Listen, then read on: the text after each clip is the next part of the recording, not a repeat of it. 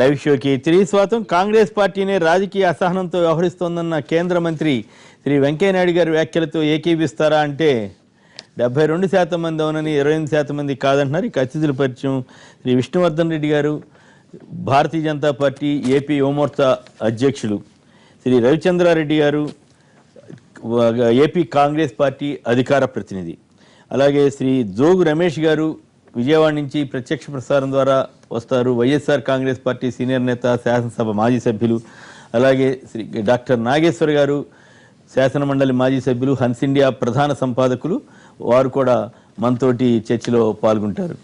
ఇక ముందుగా ఈ ఏపీలో జరుగుతున్న పరిణామాల మీద కానీ, అక్కడ జరుగుతున్న సహాయ చర్యలు, ఇతరత్ర వ్యవహారాల మీద రకరకాల వ్యాఖ్యానాలు వస్తున్నాయి. అలాగే కాంగ్రెస్ పై నిన్న వెంకయ్యనాయుడు గారు తీవ్ర స్థాయిలో విరుచుకుపడ్డారు.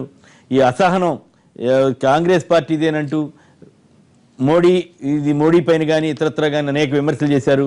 మరోవైపు బీజేపీపై 2 రాష్ట్రాల్లో కూడా విమర్శలు వస్తున్నాయి.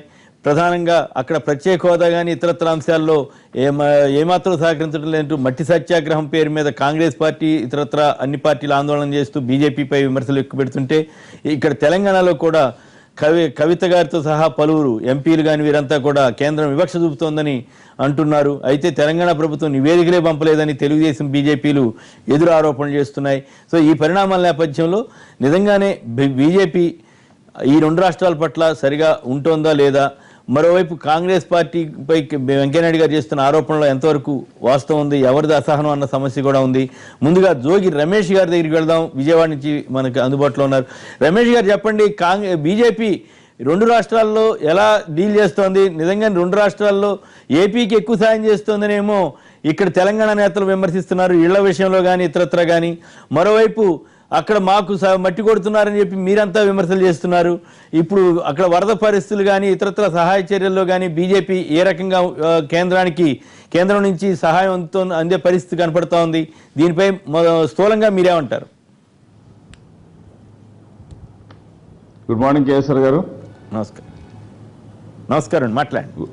కేసీఆర్ గారు గుడ్ మార్నింగ్ అండి. నమస్కారం, మాట్లాడండి సార్, మాట్లాడండి. బీజేపీ ప్రభుత్వం, కేంద్ర ప్రభుత్వం గత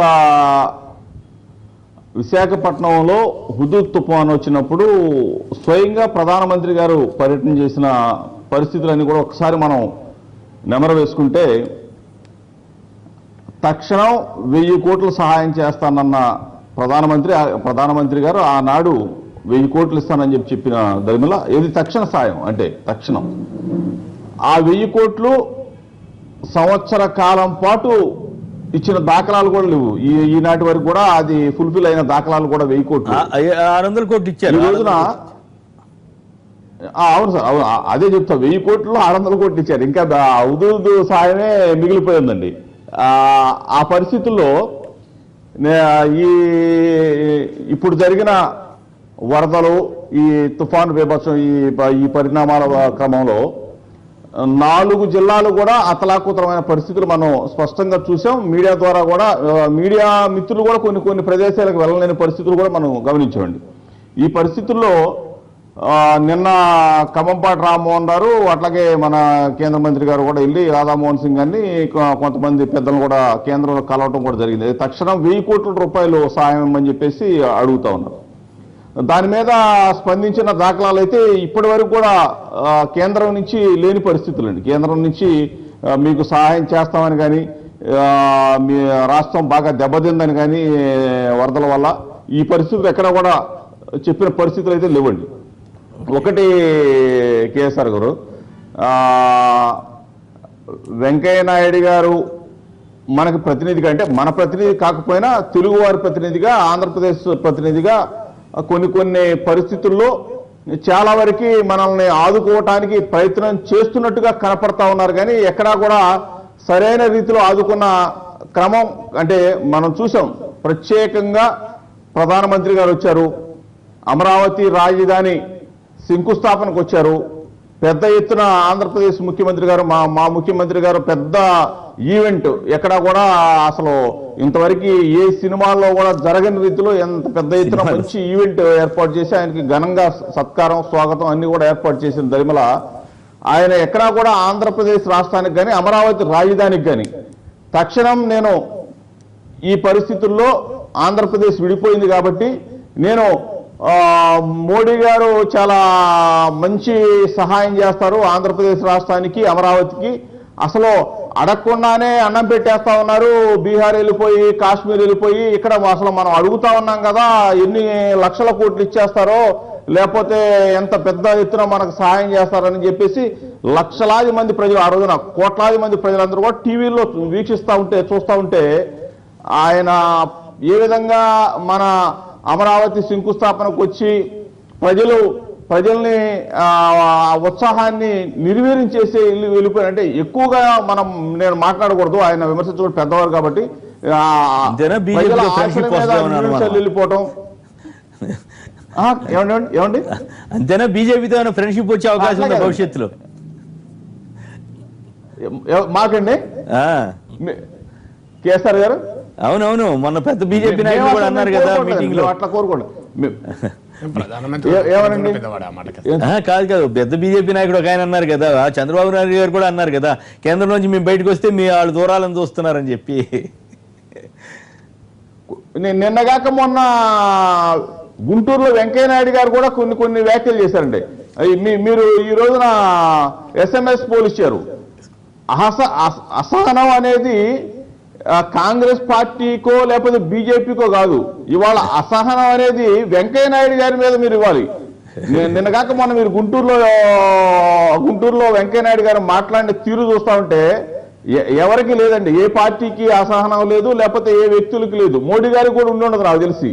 అసహనం అనేది వెంకయ్య నాయుడు గారు ప్రవర్తించిన తీరులో వారు మాట్లాడిన మాటల్లో కనపడతా ఉంది. మాకు అసహనం ఉంది, జగన్మోహన్ రెడ్డికి అహంకారం అధికారం రమేష్ గారు మాకు అసహనం ఉంది, జగన్మోహన్ రెడ్డి గారికి అహంకారం ఉంది. అహంకారం తగ్గించుకుంటే కొంచెం మేలు, అసహనం కావాలంటే ఉండు బ్రదర్, నేను మాట్లాడుతున్నా కదా ఇంకో అది వేరే. మీ వైఎస్ఆర్ కాంగ్రెస్ పార్టీ నాయకులంతా చెప్తుంటారు కదా మా జగన్మోహన్ రెడ్డి గారికి అహంకారం ఎక్కువ అని. ఉందా గుంటూరు మీటింగ్ లో ఒకసారి మీరు గుంటూరులో వెంకయ్య నాయుడు గారు మాట్లాడిన తీరును గాని ఆయన ప్రవర్తించిన విధానాన్ని గాని ఒకసారి మీరు మనం క్యాసెట్ గాని చూస్తే ఆయన చాలా అసహనంగా ఉన్నాడు ఆయనంటూ. ఎందుకంటే బీహార్లో ఓడిపోతే ఓడిపోవచ్చు, ఢిల్లీలో ఓడిపోతే ఓడిపోవచ్చు, లేకపోతే రేపు రాబోయే 5 రాష్ట్రాల ఎన్నికల్లో ఓడిపోతారు, అది వేరే విషయం. గెలవటం ఓడిపోవటం అనేది పక్కన పెడితే అసహనం పెరిగిపోతే ప్రభుత్వంలో వీళ్ళేవి పాత్ర పోషిస్తారండి. ప్రభుత్వాన్ని నడపాలంటే ఒక శాంతియుతంగా మంచిగా చక్కగా ఒక డైనమిక్ గా చక్కగా పరిపాలన చేయాలని ప్రభుత్వాల మీద అసహనం లేకపోతే పార్టీల మీద అసహనం, ఇది మీకు మంచి మెజారిటీ ఇచ్చారు, మిమ్మల్ని పరిపాలన చేయమన్నారు, ఆంధ్రప్రదేశ్ రాష్ట్రానికి మీరు ఏదన్నా మంచి వనరులు ఇస్తారేమని చెప్పేసి మేము ఎదురు చూస్తా ఉన్నాం. మాటలు తప్పించి మట్టి తప్పించి నీరు తప్పించి మోడీ గారు అవ్వచ్చు లేకపోతే వెంకయ్య నాయుడు గారు అవ్వచ్చు. వెంకయ్య నాయుడు గారు అయితే 2 లక్షల ఇల్లు ఇచ్చారు కదా, నోటితో ఒకసారి పొగుడు. జోగి రమేష్ గారు 2 లక్షల ఇల్లు ఇచ్చారు కదా, ఆంధ్రప్రదేశ్ రాష్ట్రానికి పెద్ద ఎత్తున ఇల్లు ఇచ్చినందుకు అభినందించాల్సిన పరిస్థితులు అభినందిస్తాం. అన్నింటినీ అభినందించాలంటే అభినందించలేం కదా.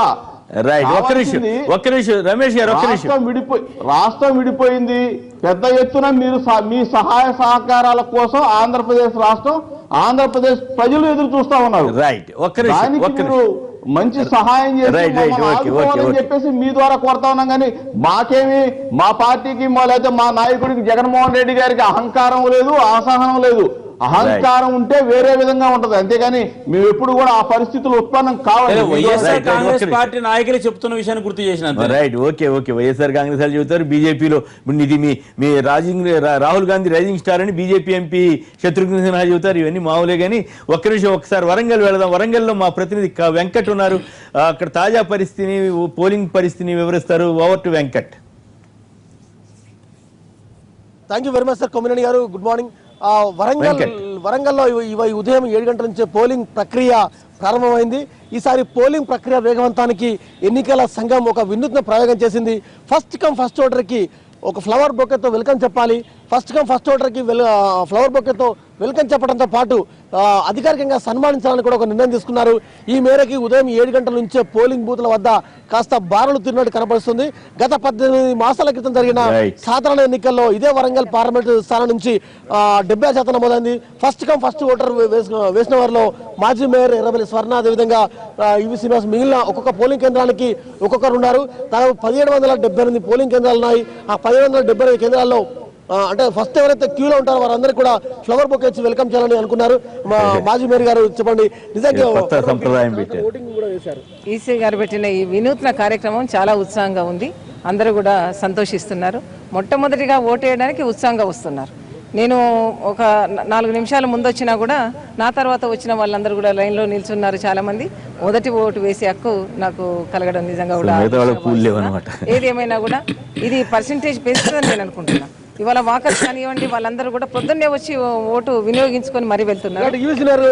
మీరు ఏ పోలింగ్ బూత్ లో వేశారు? మీకు ఎట్లాంటి ఫీలింగ్ ఉంది? నేను 91లో వేశానండి, 92లో వేశానండి. ఈరోజు ఈసీఐ ఒక ఇంత పెద్ద కార్యక్రమాన్ని పెట్టినందుకు నిజంగా కూడా వారికి ధన్యవాదాలండి. ఈ విధంగా చేయడం వల్ల యువత కానీ ప్రతి ఒక్క ఓటర్ కూడా ముందుకు వచ్చే అవకాశాలు ఇప్పటికే 20% దాకా ఓటింగ్ శాతం పెరిగింది. మీరేం చెప్తారు సార్?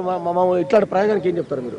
ఇది ప్రత్యేకమైనటువంటి ప్రయోగంగానే భావించవచ్చు. ఇటువంటివి కూడా సక్సెస్ కావాలి. ముందు ప్రతి ఒక్కరు కూడా ఓటు హక్కును వినియోగించుకోవాలి. ఎంత సమయమైనా కేటాయించాల్సిందే. ఈ రోజు ఎట్టి పరిస్థితుల్లోనూ వేరే పనులు పెట్టుకోకుండా ఎట్టి పరిస్థితుల్లోనూ ఓటు హక్కును వినియోగించడం అనేది మన ముఖ్య బాధ్యత. మేడం, మీరు చెప్పండి, గతంలో కూడా మీరు అనేక సార్లు ఓటింగ్ కూడా చేశారు. మీరు ఎట్లా ఉంది ఇప్పుడు చాలా స్పందన వస్తుందని అనుకుంటున్నాను. ఎందుకంటే ఫస్ట్ ఓటర్గా వాళ్ళకి ఒక పుష్పం ఇచ్చేసేసి ఓటు వేయడానికి చేయడం అనేది చాలా సంతోషం. పూలు ఇచ్చారు ఫస్ట్ ఓటు. మొత్తానికి వరంగల్ పార్లమెంటు వ్యాప్తంగా 1778 పోలింగ్ కేంద్రాలు ఉన్నాయి. 1778 కేంద్రాలు కూడా అన్ని పోలింగ్ కేంద్రాల్లో ఫ్లవర్ బొకేలను సిద్ధం చేశారు. ఎవరైతే క్యూలో ఫస్ట్ ఉన్నారో ఫస్ట్ కమ్ ఫస్ట్ ఓటర్కి ఫ్లవర్ బొకేతో వెల్కమ్ చేశారు. అదేవిధంగా జిల్లా కేంద్రంలో మాత్రం ఫస్ట్ ఓటర్కి జిల్లా కలెక్టర్, అదేవిధంగా సిపి, కమిషనర్ పోలీస్ వారిని పిలిచి సన్మానం కూడా చేశారు. మొత్తానికి తొలి గంటలోనే పోలింగ్ శాతం పెంపుకు కొంత కృషి చేసే ప్రయత్నం చేస్తున్నారు. గత సాధారణ ఎన్నికలతో పోలిస్తే తొలి గంటలో కాస్త పోలింగ్ శాతం నమోదు ఎక్కువనే అవుతుంది. కాకపోతే ఉప ఎన్నికల్లో పోలింగ్ శాతం తక్కువ నమోదు అవుతుంది అనే ఒక భావన ఉన్న నేపథ్యంలో అన్ని రాజకీయ పార్టీల చూపు, తర్వాత అధికార వర్గాల చూపు అంతా కూడా పోలింగ్ శాతం పెంపుపైనే ఉంది. సో మొత్తానికి పోలింగ్ శాతం ఎంత నమోదవుతుందో చూడాలి. ఆసక్తికరంగా ఉంది వెంకట్, థ్యాంక్ యూ. ఎప్పటికప్పుడు మీరు అప్డేట్స్ ఇస్తుంటారు. నాగేశ్వర గారు చెప్పండి, పూలు ఇచ్చే కార్యక్రమం ఎట్లా ఉంది? ఈ సబ్జెక్ట్ లోకి వెళ్ళడానికి ముందు మీరు కూడా ఒక మేధావిగా, ఒక పెద్దవారిగా ఎట్లా వెల్కమ్ చేస్తారు ఈ పరిణామం? ఎన్నికల కమిషన్ కూడా మనం కూడా పుష్పగుచ్చాలతో అభినందనలు చెప్పాలి. ఎవరికి? ఎలక్షన్ కమిషన్ డెఫినెట్ గా మంచిదే కదా. ఎవరు చేసినా ఇప్పుడు ఓటర్లను రప్పించడానికి పోలింగ్ బూత్ లో ఎన్ని రకాల మార్గాలు, అవకాశాలు ఉంటే మంచి మార్గాలు. ఫస్ట్ టైం ఇట్లా పూలు ఇచ్చి స్వాగతం చేయడం, సన్మానం చేయడం అంటే of course it's an innovative thing. ఏదైనా ఇన్నోవేషన్. ఇంక ఇదే కాదు, ఓటర్లను ఓటు వేయడానికి రకరకాల పద్ధతులు, ఈవెన్ ఆన్లైన్ ఓటింగ్ ప్రవేశపెట్టాలి. ఆన్లైన్ లో లక్షల కోట్ల రూపాయల ట్రాన్సాక్షన్స్ అవుతున్నాయి. వీటికిలో ₹1 పంపచ్చు ఎక్కడికైనా, కానీ ఓటు ఎందుకు వేయకూడదు? ఆన్లైన్ లో మన ఈ దేశంలో పెడితే ప్రమాదం. ఒత్తిడి చేసి మిగతా వాళ్ళ ఓట్లు కూడా ఎవరైనా వేసేస్తారు. దానికి ఫుల్ ప్రూఫ్ మెకానిజమ్స్ ఉంటాయి. ఇప్పుడు అట్లాంటి ఎవరికి ఒత్తిడి చేసి ఇంకోటి వైపు డబ్బులు పోతలేవు కదా. మన కోట్ల రూపాయల ట్రేడింగ్ అట్లా కాదు. ఇక్కడ ఓటు కదా, ఓటుకి డబ్బులకి తేడా ఉంది. అంటే నేను వద్దని అంటలేదు, కానీ బట్ ఆ ప్రమాదం అయితే ఉంది కదా. అమాయకులు చాలా మంది, ఇంకా కంప్యూటర్ తెలియని వాళ్ళే చాలా మంది ఉన్నారు. అంటే ఇప్పుడు మీరు ఓన్లీ ఆన్లైన్ ఓటింగ్ పెడితే ఈ ప్రాబ్లం వస్తుంది. ఓన్లీ ఆన్లైన్ పెట్టమని ఎవరు అంటలేదు. ఫిజికల్ ఓటింగే మెయిన్. దాంతో పాటు ఆన్లైన్ ఓటింగ్ కాదు, ఎనీ టైం ఓటింగ్ ఉండాలి. అదే రోజు ఎందుకు ఓట్ వేయాలి? ఇప్పుడు చాలా దేశాలు ఎప్పుడైనా ఓటేసుకో. ఇప్పటికి కూడా మన దగ్గర ఉద్యోగులు ముందేసుకోవచ్చు కదా. పోస్టల్ ఎలక్షన్ డ్యూటీలో ఉద్యోగులు ముందేసుకోవచ్చు. ఇది ప్రజలకు కూడా ఎందుకు ఇవ్వకూడదు? ఎలక్షన్ డ్యూటీలో ఉన్న వాళ్ళకి ఇచ్చిన సదుపాయం ప్రజలకు ఇవ్వచ్చు కదా. తర్వాత మొబైల్ ఓటింగ్ పెట్టచ్చు. ఇప్పుడు ఉదాహరణకు మొబైల్ పోలింగ్ బూత్లు పెట్టి ఆ పోలింగ్ బూత్ డోర్ స్టెప్ కి వెళ్ళచ్చు. ఇప్పుడు మనకు దాదాపు ఇవి బెల్ట్ షాప్లు వచ్చినాయి కదా. బెల్ట్ బూత్లు ఎందుకు రాకూడదు? ఎలక్షన్ బూత్ కూడా బెల్ట్ బూత్లు ఉండాలి. బెల్ట్ షాపులు ఇచ్చి నీకు ఇంటికి దగ్గరగానే బంధిస్తాం అనే దశలో ఇంటికి దగ్గరగా పోలింగ్ బూత్ రావచ్చు. అయితే దీనికి ఫుల్ ప్రూఫ్ మెకానిజమ్స్ పెట్టాలి. ప్రతి ఆధునిక టెక్నాలజీ వాడేటప్పుడు దానికి ఉండే ఇంప్లికేషన్స్ ఉంటాయి. ఉండే అనలేము మనము. దానికి జాగ్రత్త పడాలి. ఇప్పుడు మన ఈమెయిల్ ఉంది, కానీ మన డేటాను కాన్ఫిడెన్షియల్ గా ఉంచుకోవడం ఒక ఛాలెంజ్ అని చెప్పి ఈమెయిల్ ఇవ్వకుండా ఉండలేం కదా. అందువల్ల దీనికి మార్గాలు ఉంటాయి. ఇప్పుడు ఆన్లైన్ మనీ ట్రాన్సాక్షన్ వచ్చినప్పుడు ఇట్లే అన్నారు, ఏమో ఈ డబ్బులు ఎక్కడ పోతే ఏం కాలే కదా. అవును అవును రైట్. ఇక మనం ఈ సబ్జెక్ట్లోకి వెళ్దాం. ప్రధానంగా ఈ రెండు రాష్ట్రాల పట్ల బీజేపీ ఎలా ఉంటుందన్న దాని మీద అక్కడ రకరకాల విమర్శలు, ఇక్కడ రకరకాల విమర్శలు. టీఆర్ఎస్ పైన బీజేపీ వాళ్ళు అసలు మీరు నివేదికలు ఇవ్వలేదని అంటున్నారు. ఈ పరిణామం మీద మీరు స్పందిస్తారా? ఏదో ఆంధ్రప్రదేశ్ రాష్ట్ర పునర్వ్యవస్థీకరణ చట్టంలో చెప్పింది, ఆ చట్టం రావడం సమయంలో ఇచ్చిన హామీ, ఈ రెండింటిని మాత్రం అమలు చేయాల్సిన బాధ్యత అయితే ఉంది కదా. ఇప్పుడు ఆంధ్రప్రదేశ్ రాష్ట్ర పునర్వ్యవస్థీకరణ చట్టం సమయంలో పార్లమెంట్లో హామీ ఇచ్చారు, ఆంధ్రప్రదేశ్కు ప్రత్యేక హోదా ఇస్తాము అని. ఇవ్వలేదు కదా ఇప్పటివరకు. కదా అదే నిజమే కదా. అసలు 1,93,000 ఇల్లు ఇచ్చారు కదా. లేదు అంటే ఇప్పుడు ఆంధ్రప్రదేశ్ రాష్ట్ర పునర్వ్యవస్థీకరణ సమయంలో మేము రాష్ట్రాన్ని విభజించినందుకు ఇల్లు ఇస్తామని చెప్తే అభ్యంతరం లేదు. అప్పుడు అది చెప్పలేదు కదా, ప్రత్యేక హోదా అన్నారు కదా. ఇప్పుడు ఎలక్షన్ టైంలో వెంకయ్యనాయుడు గారు అప్పుడు రాజ్యసభలో లేచి రాష్ట్రాన్ని విడగొట్టండి, మేము ఆంధ్రప్రదేశ్ 2 లక్షలు ఇల్లు ఇవ్వండి అని చెప్పలేదు కదా. నిన్న కూడా ఆయన చట్టంలో పెట్టలేదని ఇప్పుడు మరి నేను ఒక పాయింట్ అంటే చట్టంలో పెట్టినా మన అందరికీ తెలిసింది ఏంటంటే రాష్ట్రాన్ని విభజించాలని తెలంగాణ ప్రజలు కోరుకున్నారు, వద్దని సీమాంధ్ర ప్రజలు కోరుకున్నారు. వద్దన్నప్పుడు అయ్యా మీరు తప్పడం లేదు, అయినా మీకు నష్టం జరగకుండా ప్రత్యేక హోదా ఇస్తామన్నారు. అంటే అర్థం ఏంటి? రాష్ట్ర పునర్వ్యవస్థీకరణకు ప్రాతిపదిక అది. అయితే ఇప్పుడు ప్రత్యేక హోదా లేదు కదా అంటారు. నిన్న కాక మొన్న మీకు వారం రోజుల క్రితం ఉదాహరణ చెప్తాను.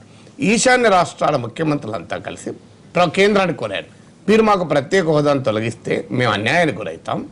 అప్పుడు కేంద్రం ఏం చెప్పిందంటే మీకు ప్రత్యేక హోదా తొలగించినా కూడా ప్రత్యేక హోదా ద్వారా లభించేటువంటి ఒక ప్రయోజనాన్ని మీకు ఇస్తాము. అదేంటంటే కేంద్ర పథకాల్లో 90% నిధులు కేంద్రమే ఇస్తుంది. ఇది ప్రత్యేక హోదా పోయినా కూడా మీకు కంటిన్యూ చేస్తామన్నారు. మరి ఆంధ్రప్రదేశ్కి ఇది ఇవ్వండి. ఇప్పుడు 2 లక్షలు ఇండ్లు ఇవ్వడానికి ఎవరైనా ఆహ్వానిస్తారు, కానీ అది ఇష్యూ కాదు. ఇష్యూ ఏంటి? 90% తెలంగాణ ఇష్యూ అయింది కదా, బీజేపీ వివక్ష చూపుతోందని. ఇప్పుడు బీజేపీ విమర్శలు ఏం చేసినా వస్తాయి. ఇప్పుడు విమర్శలు ఇష్యూ కాదు. మీరు పునర్వ్యవస్థీకరణ చట్టం సమయంలో నిర్దిష్టంగా హామీ ఇచ్చారు.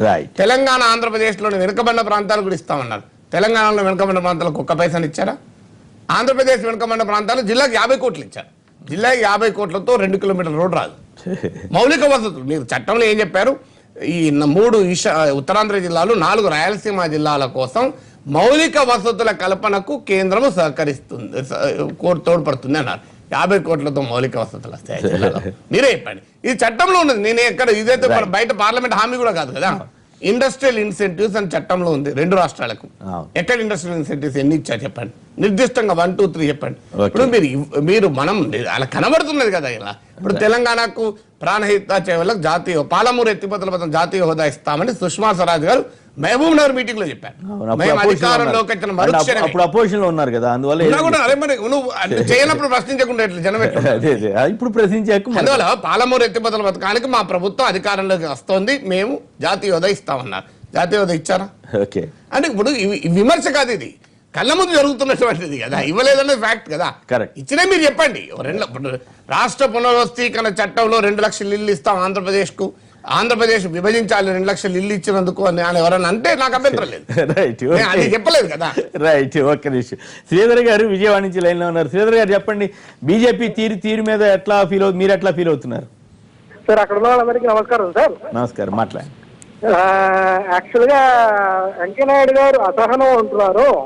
అవును, అసహనం యాక్చువల్ గా ఆయన రాజ్యసభ సీటుకి మీద అసహనం ఉంది సార్. ఆయన ఇంకా చెప్పాలంటే అదే ఆయనకి అసహనం ఉంటుంది అంటూ ఆయనకి అధిష్టానం ఇస్తుంది. ఒకటి ఆయన యాక్చువల్ గా చెప్పాలంటే ఆయన రాజ్యసభ సీటు కోసం ఆలమట్టిని తాకట్టు పెట్టారు సార్. ఆయన ఇప్పుడు పోలవరం తాకట్టు పెడతారేమో నాకు సందేహం సార్. అంతకంటే ఆల్మట్టికి దీనికి మరి అన్యాయంగా చెబుతున్నారు. ఆల్మట్టికి వెంకయ్యనాయుడు గారికి ఏం సంబంధం? వెంకయ్యనాయుడు గారు ఏమైనా కట్టమని చెప్పాడా? వెంకయ్యనాయుడు గారికి ఏం సంబంధం? సార్ కట్టమని చెప్పారంటే దాని గురించి ఎవరు పోరాటం చేశారు సార్? అప్పుడు ఆయన రాజ్యం మరి అయిపోయారు కాబట్టి ఆయన మాట్లాడలేకపోయారు. ఆయన అట్లా అంటారా?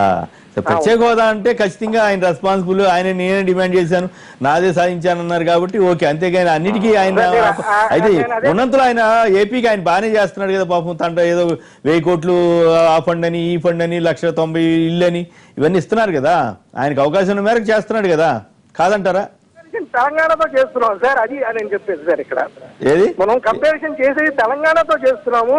2 లక్షల ఇల్లు అనేది పెద్ద విషయం కాదని చెప్పబోతున్నాం సార్. ఎందుకంటే ఇక్కడ జరిగే పాలిటిక్స్ ఎలా ఉంది అంటే తెలంగాణ సెంటిమెంట్ చూపెట్టి ఆంధ్ర బూచి చూపెడతారు, ఆంధ్ర సెంటిమెంట్ చూపెట్టి తెలంగాణ బూచి చూపెడతారు.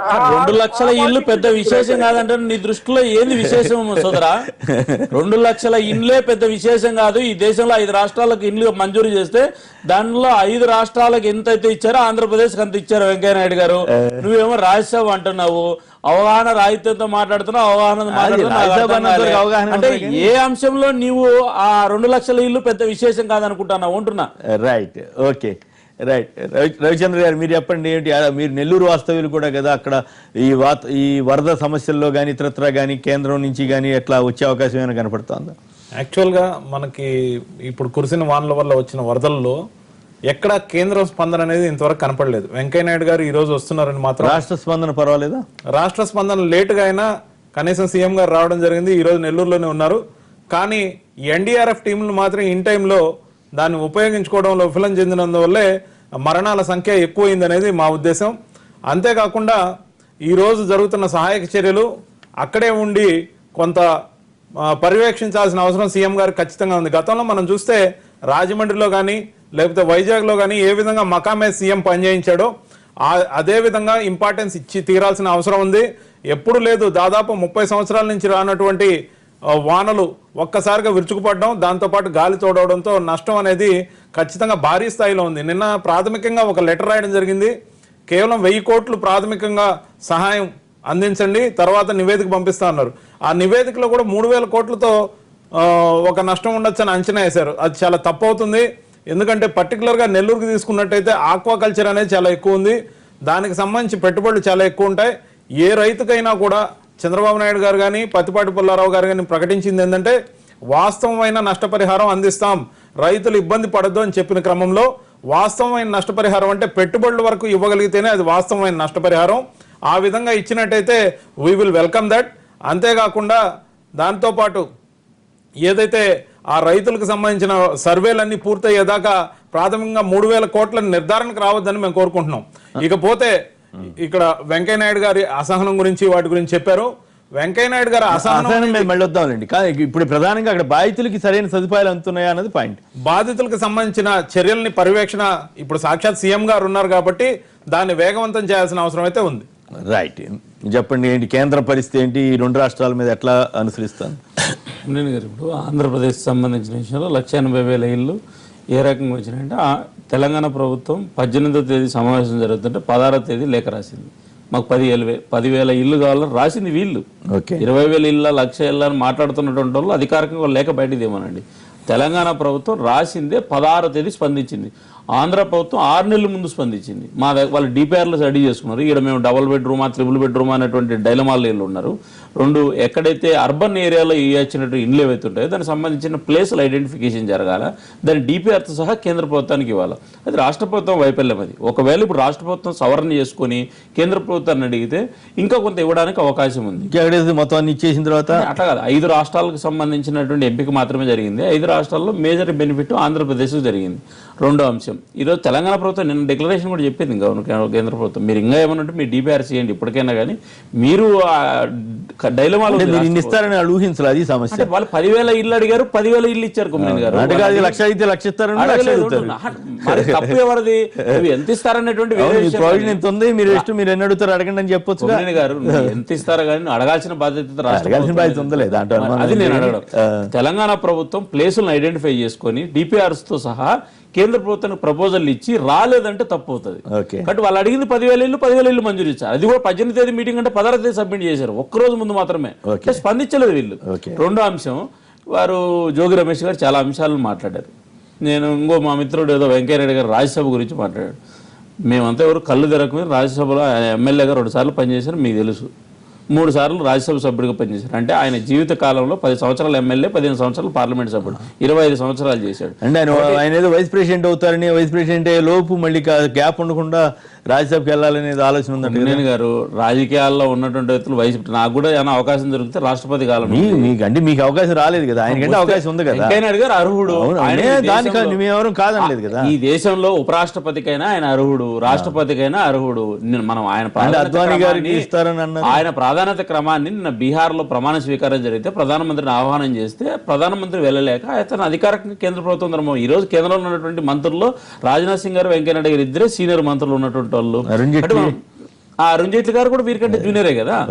కాబట్టి వెంకయ్య నాయుడు గారి గురించి మాట్లాడేటప్పుడు ఆయన మనం కళ్ళు తెరవగానే 10 సంవత్సరాలు శాసనసభ్యుడిగా పనిచేసి చాలా మంది అవగాహన లేకుండా మాట్లాడుతున్నారు. ఆయన ప్రజాప్రతినిధులు 2 సార్లు ఎమ్మెల్యే గెలిచినటువంటి విషయాన్ని కూడా గుర్తు చేసుకోరు. 2 పెద్దలు జోగి రమేష్ గారు చాలా అంశాలను గుర్తు చేశారు. అసహనం అన్నారు, ఇంకోటి అన్నారు, ఒకటి కేంద్ర ప్రభుత్వం నాగేశ్వరరావు గారు పెద్దలు 2-3 అంశాలు గుర్తు చేశారు. నిజమే, విభజన బిల్లులో లేనటువంటి అనేక అంశాల మీద కూడా మేము దృష్టి పెడుతున్నాం. విభజన బిల్లుల్ని మేము ప్రామాణికం తీసుకోలేదు. ఎందుకంటే ఆంధ్రప్రదేశ్లో ఇండస్ట్రియల్ యొక్క క్లస్టర్ ఏదైతే ఉందో దానికి సంబంధించి కూడా విభజన బిల్లు లేదు. అయినా కూడా మేము 27,000 కోట్ల రూపాయలతోటి ప్రకాశం, అనంతపురం జిల్లాల్లో చెన్నై, అనంతపురం, బెంగళూరు కారిడార్కు కేంద్ర ప్రభుత్వం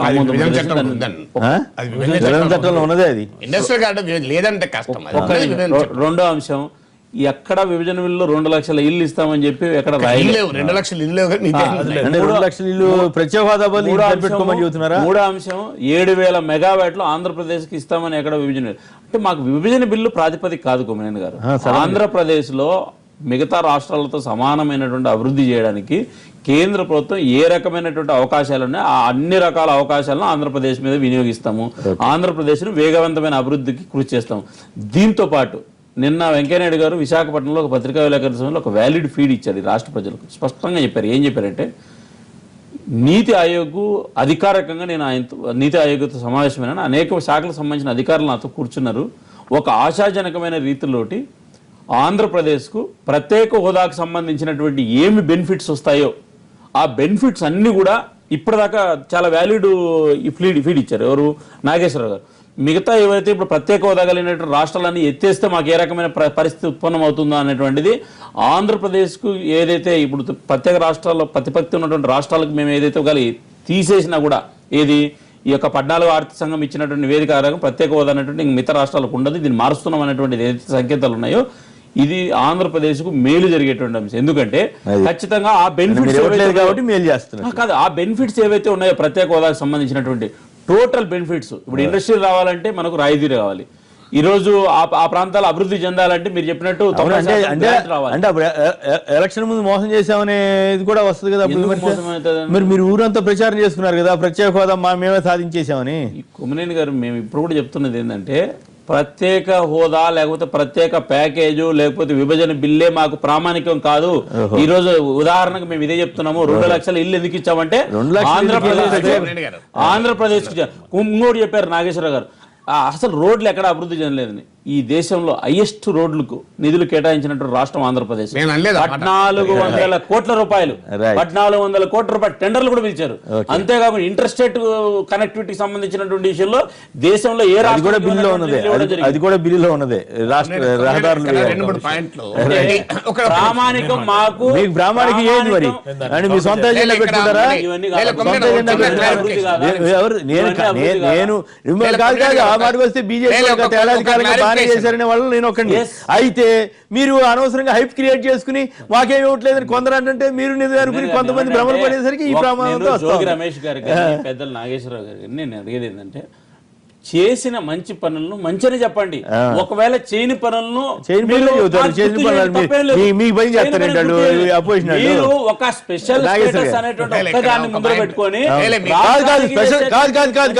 స్పెషల్ స్టేటస్ అన్న విషయంలో వెంకయ్య నాయుడు గారు ఆ రోజు ఏం మాట్లాడారు, ఈ రోజు ఏం మాట్లాడారు సహజంగానే ప్రస్తావన వస్తుంది. రాకుండా అదే కాంగ్రెస్ ఇంకోటి ఆయన ఊరుకుంటాడా? మేము ఎక్కడ రాష్ట్ర ప్రజలకు మోసం చేయలేదు. మోసం అరే పొరపాటు జరిగింది చెప్పండి, క్షమాపణ చెప్పండి. ఒకటి చిన్న క్లారిఫికేషన్, ఆంధ్రప్రదేశ్ లెక్క రోడ్లు ఇవ్వలేదని నేను అనలే. నేను అనేది ఏంటంటే 7 వెనుకబడిన జిల్లాలకు మౌలిక అవసరాల కొరకు 50 కోట్లు, 2 కిలోమీటర్ రోడ్డు కూడా సరిపోదు అన్నారు. ఒకటి. 2, మీరు అడిగిన క్వశ్చన్, ఆంధ్రప్రదేశ్ కు 2 లక్షలు ఇల్లు ఇవ్వడం పైన మీ అభిప్రాయం ఏంది నాగేశ్వర్ గారు అంటే, ఆహ్వానిస్తాను, అభినందిస్తానని చెప్తాను.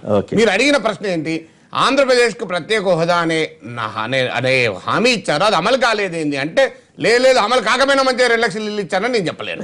అది నాతో సాధ్యం కాదు. ఒక రెండోది. ఇక మూడోది, మాకు ప్రామాణికం కాదు, ప్రాతిపదిక కాదని మిత్రుడు చెప్తున్నాడు. ఇది భారతీయ జనతా పార్టీ అధికారిక ప్రకటనగా రమ్మనండి. పార్లమెంట్లో ఇది చాలా పెద్ద ఇష్యూ అవుతుంది. ఎందుకంటే భారత రాజ్యాంగంలోని ఆర్టికల్ 3(4) ప్రకారం చేసిన చట్టమే ప్రామాణికం. అది కాక నాకు ఇది నాకు ప్రామాణికం కాదు అఫీషియల్ స్టాండ్ అయితే విష్ణు వ్యాఖ్య అయితే నాకు అభ్యంతరం లేదు. భారతీయ జనతా పార్టీ అధికారిక మాట అయితే ఈ రోజు జాతీయ బీజేపీని, ఆంధ్రప్రదేశ్ రాష్ట్ర బీజేపీని ఒక స్టేట్మెంట్ ఇవ్వమన్నట్టు. మాకు రాజ్యాంగం ప్రామాణికం కాదు, రాజ్యాంగం ద్వారా చేసిన చట్టం ప్రాతిపదిక కాదు. ఎట్లయితే సరే ఇది ఎక్కడ ఇది సుప్రీంకోర్టు 9 తీర్పులు చెప్పారు. ప్రదీప్ చౌదరి తీర్పు, ముల్ల పెరియార్ కేసు తీర్పు, ఇదే ప్రామాణికం. మీరే చెప్పారు కదా రాష్ట్ర.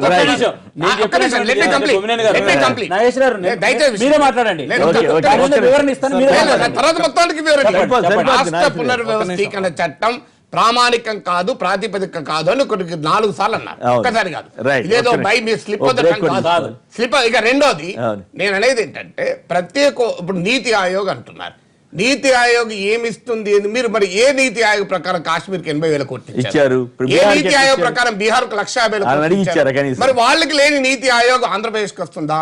తర్వాత 14 ఆర్థిక సంఘం రద్దు చేసింది అంటున్నారు. అది పూర్తిగా ఎక్కడ 14 ఆర్థిక సంఘం రిపోర్ట్ నాకు చూపెట్టండి.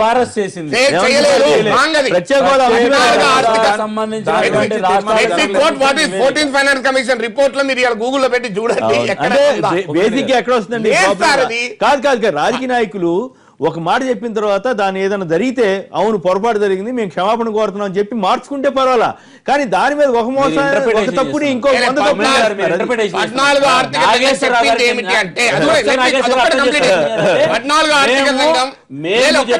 అంశం ఏంటంటే ఓన్లీ మనం ఏదైతే పార్లమెంట్ లో విభజన చట్టంలో ఆంధ్రప్రదేశ్ హామీలు ఒక్కటే కాదు మాకు ప్రామాణికము, దానితో పాటు మేము అభివృద్ధి చేస్తున్నాం అంటున్నాం.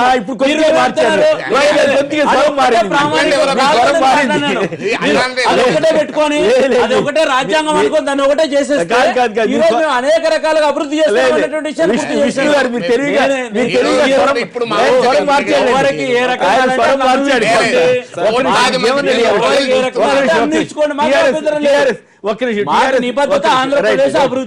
టీఆర్ఎస్ ఎమ్మెల్యే జీవన్ రెడ్డి గారు కూడా మనతో ఉన్నారు. వారు మాట్లాడడానికి ముందుగా రాజశేఖర్ గారు వినుకొండ నుంచి. రాజశేఖర్ గారు నమస్కారం, మాట్లాడండి సార్. Good morning sir. అక్కడ నమస్కారం. నమస్కారం అండి. నమస్కారం సార్. యాక్చువల్ గా విష్ణు గారితో మాట్లాడాలనుకున్నాను. మాట్లాడండి ప్లీజ్. యాక్చువల్ అంటే ఇందాక జోగి రమేష్ గారు మాట్లాడే టైంలో విష్ణు గారు ఒక చిన్న వర్డ్ వాడారు, నాకు చాలా బాగా అనిపించింది. ఎందుకు అంటే మన జగన్ గారికి అహంకారం ఎక్కువ అని చెప్పేసి మాట్లాడారు సార్. ఏంటంటే ఆ రకంగా మాట్లాడకుండా ఉండుంటే బాగుండేది. ఎందుకంటే వీళ్ళందరూ చిన్న నాయకులు సార్, వాళ్ళు పెద్ద నాయకులు కాబట్టి పెద్దవాళ్ళు రాజకీయాల్లో చిన్న పెద్ద ఉండవు మిత్రమా. రాజశేఖర్ గారు చిన్న పెద్ద గౌరవం ఉంటే మంచిదే గానీ రాజకీయాల్లో ఎవరు ముందుకెళ్తే వాళ్లే పెద్ద నాయకులు. వైఎస్ఆర్ కాంగ్రెస్ పార్టీ నుంచి బయటకు వచ్చిన నాయకులందరూ పత్రికా విలేకరుల సమావేశం పెట్టి చెప్పినటువంటి వాక్యం నేను చెప్పిన మా పార్టీ నాయకుడు కాదు జగన్మోహన్ రెడ్డి గారు. జగన్మోహన్ రెడ్డి గారి మీద చేసిన ఆరోపణ గుర్తు చేసిన రాజశేఖర్ గారు. చెప్పనివ్వండి రాజశేఖర్ గారు కంప్లీట్. మన అమరావతి శంకుస్థాపనకి మోడీ గారు వచ్చిన తరువాత ఒకరోజు లైవ్ షోలో విష్ణు గారు ఒక మాట చెప్పారు సార్. ఇప్పుడు టీడీపీ వాళ్ళు పెట్టించి తర్వాత ఆ టైంలో కానీ అనౌన్స్ చేస్తే క్రెడిట్ అంతా వాళ్ళకి పోతుంది, మేము తర్వాత ఎప్పుడైనా సరే ఒక సభ పెట్టించి గురించి కంపల్సరీ యాక్షన్ తీసుకుంటా ఉన్నారు. దాని గురించి ఏదన్నా ఎష్యూరెన్స్ విష్ణు గారు ఇవ్వగలరా? విష్ణుకి విషయం వెంకయ్య గారు ఈనిస్తే ఏమవుతుంది? ఆయన ఏదో ఊరికి చెప్తారు, ఆయన కూడా సమాచారం మేరకు చెప్తారు. పాప ఆయన ఎందుకు ఇబ్బంది పెడతారు? మీరు రావడానికి బీజేపీ సభలు పెడతాది, ఆంధ్రప్రదేశ్ కట్టుబడి ఉంటది, అనౌన్స్మెంట్ రైట్. ఇంకెక్కడ ఉంటుంది? మీరు బీజేపీ ఏపీలో మిత్రపక్షంగానే ఉంటుందంట, తెలంగాణలో మాత్రమే ఒంటరిగా పోటీ చేస్తారని మీ మురళీధర్ రావు చెప్పారు. ఇంకేముంది అక్కడ మీరు ఏం చేస్తారు? ఇంక మీరేం సభ పెట్టుకున్నా ఏమవుతుంది? కానీ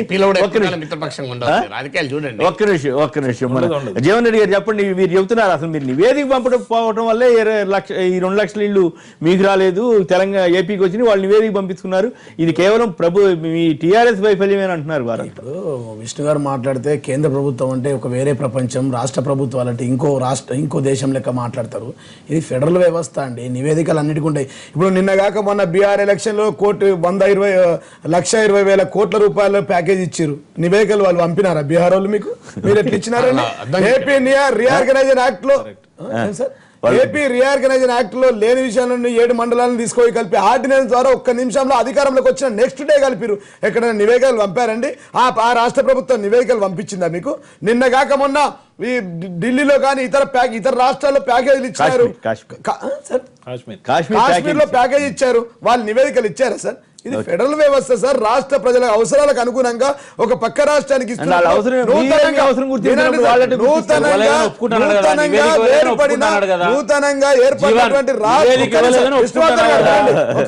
నూతనంగా ఏర్పడిన రాష్ట్రాలు 2 కవల పిల్లలు సార్. తెలంగాణ రాష్ట్రం కానీ అన్నదమ్ములుగా కలిసి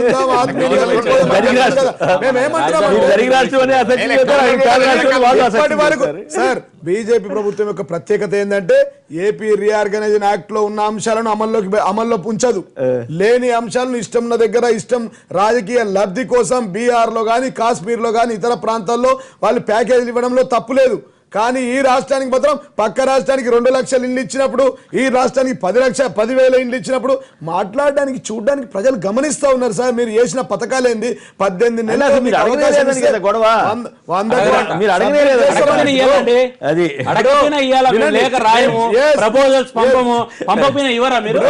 పెద్దమ్మ పాత్ర పోషించాలి కేంద్ర ప్రభుత్వం.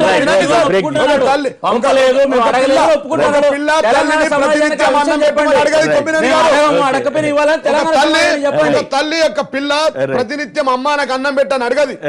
చెప్తా ఉన్నా, బాధ్యతాయుతంగా పెట్టాలి. కేంద్ర ప్రభుత్వం ఒక రాష్ట్రానికి ఇచ్చినప్పుడు వాళ్ళకి 3 ముద్దలు ఇచ్చిన వెంకయ్య నాయుడు గారు ఆ ప్రాంతం నుంచి వెళ్ళినటువంటి మరి కేంద్ర మంత్రి అయినప్పటికీ కూడా ఈ రాష్ట్రంకి ఇచ్చినప్పుడు ఆలోచించాలా? కనీసం 50,000, కనీసం 1,00,000, కనీసం 90,000 ఇండ్లను ఇచ్చి ఉండాల్సిందని మేము భావిస్తా ఉన్నాం. ఇవ్వకపోతే ఇక్కడ రిక్వైర్మెంట్ లేదా? ఇక్కడ ప్రజలకు అవసరం లేదా? ఒక మాట ఇలా వరంగల్లో ఎన్నికలు జరుగుతా ఉన్నాయి, ఒక మాట నేను చెప్పాలి. దానికి దీనికి సంబంధం కాదు. ఇలా వరంగల్ ప్రజలు అబ్జర్వ్ చేస్తా ఉన్నారు. వెంకయ్య నాయుడు సమైక్యవాది, ఆ ప్రాంతంలో ఉన్నాడు కాబట్టి 2 లక్షల ఇండ్లు ఇచ్చారు, ఇక్కడ 10,000 ఇండ్లు ఇచ్చారు కాబట్టి కర్రు కాల్చి వాత పెడతారు. చూడండి, చాలా ఎఫెక్టివ్ గా ఉంటుంది అది. అదే సార్, స్మార్ట్ సిటీలకు సంబంధించి దానికి సంబంధించిన నిర్ణయాలు తీసుకునే కమిటీకి అధ్యక్షుడిగా వెంకయ్య నాయుడు గారే ఉన్నారు.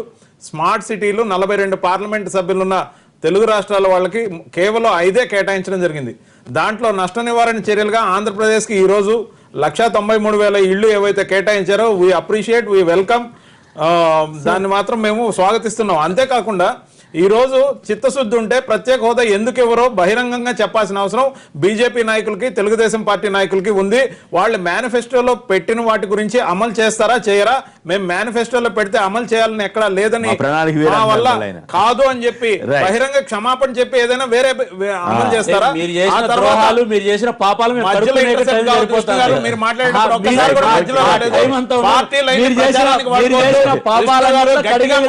ఇంకా గట్టిగా మాట్లాడారు.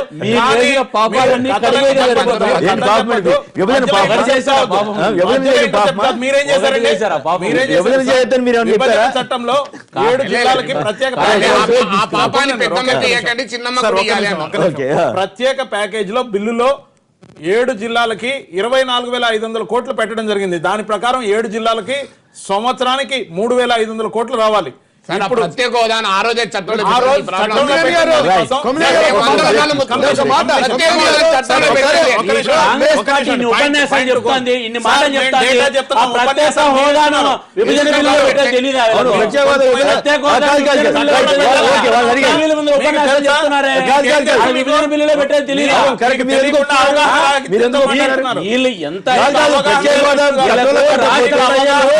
ఒక ఎమ్మెల్యే అందరికీ. డిపాజిట్లు అంతేగాని- కోల్పోయేటట్లు మీరు చట్టసభలో ప్రాతినిధ్యం లేకుండా Right, okay, ఇంకా okay. గొంతులో మాట్లాడారు. కాంగ్రెస్ పార్టీ సార్, ఇక్కడ మేము మాట్లాడితే ఎవరు మీరు దయ్యాలు వేదాలు వచ్చేటట్టు మాట్లాడుతున్నారు. ఊరికే గట్టిగా కాంగ్రెస్ మాట్లాడే నైతిక హక్కే లేదు. నేను అడిగిన దానికి సమాధానం చెప్పమనండి. సంవత్సరానికి ఒక బడ్జెట్ లో 100 కోట్ల చొప్పున 1000 కోట్ల చొప్పున రావాలి ఒక జిల్లాకి. కానీ 50 కోట్ల చొప్పున మాత్రమే విడుదలైంది. ఆ 350 కోట్లు కూడా నీరు చెట్టు కార్యక్రమానికి వాడడం జరిగింది. ఆ జిల్లాల డెవలప్మెంట్ సార్, నీరు చెట్టు నీరు చెట్టుకి ఎలా వాడతారు? భార్యాభర్తలు వేరే అన్నట్టుగా మాట్లాడుతూ ఉన్నారు. భార్యాభర్తలు వేరైతారా సార్? ఇద్దరు కలిసి ఉన్నారు కదా. BJP, TDP. ఇన్ని మాటలు మాట్లాడుతూ ఉన్నారు. విష్ణు గారిని ఒక మాట నేను అడుగుతా సూటిగా. సరే, నివేదికలు ఇవ్వలేరు ఒక మాట. ఓకే, బాగానే ఉంది. తెలంగాణ సమాజం నివేదికలో ఉన్నవి ఇయ్యాల ఏపీ రియాక్షన్ యాక్ట్ లో ఉన్నవి. ఎన్ని పనులు చేశారు చెప్పండి. ఈ ముఖ్యమంత్రి చెప్పండి, క్షమాపణ చెప్పండి. మేము నివేదిక లేదు, అడగలేదు, క్షమాపణ చెప్పు. తెలంగాణ సమాజానికి క్షమాపణ చెప్పలేదు. టీఆర్ఎస్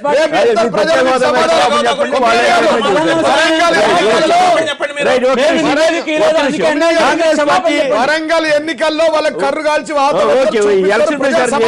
దాన్నే సమాధానంగా టైం అయిపోయింది జీవన్ రెడ్డి గారు. కాంగ్రెస్ పార్టీని రాజకీయ అసహనంతో వ్యవహరిస్తోందన్న కేంద్ర మంత్రి వెంకయ్యనాయుడు గారి వ్యాఖ్యలతో ఏకీపిస్తారా అంటే 75% మంది అవునంటున్నారు, 20% మంది కాదంటున్నారు. ఇప్పుడు చిన్న విరామం తర్వాత లైవ్ షో కొంత